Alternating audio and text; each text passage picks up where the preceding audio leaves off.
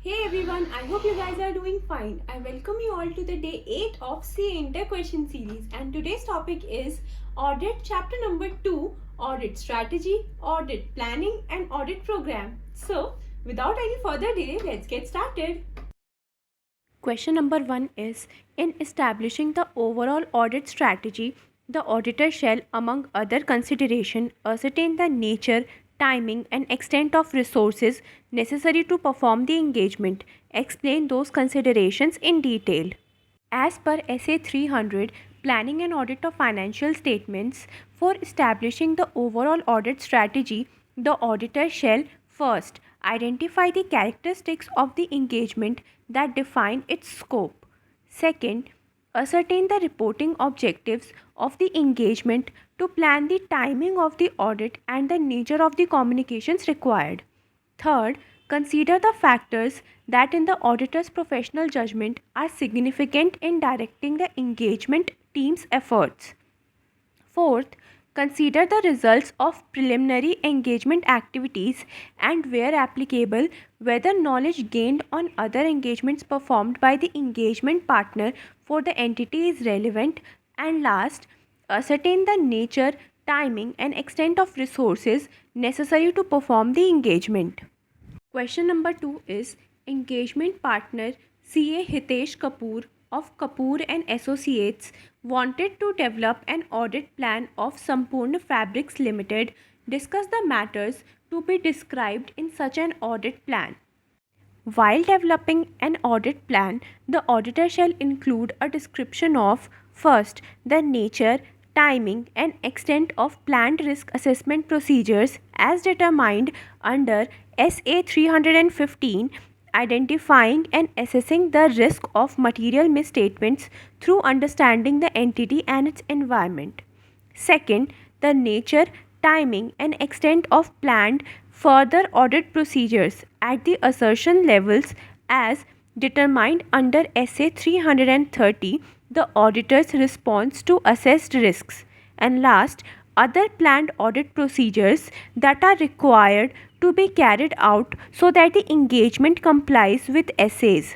Question number 3 is, while developing an audit program, the auditor may conclude that relying on certain internal controls is an effective and efficient way to conduct his audit.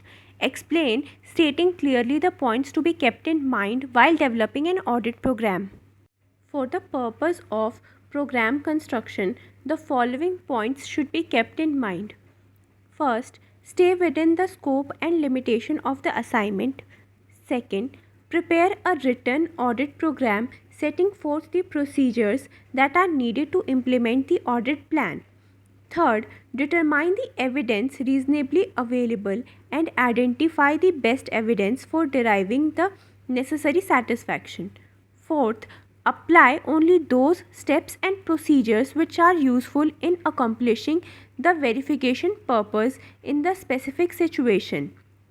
Fifth, include the audit objectives for each area and sufficient details which serve as a set of instructions for the assistants involved in audit and help in controlling the proper execution of the work.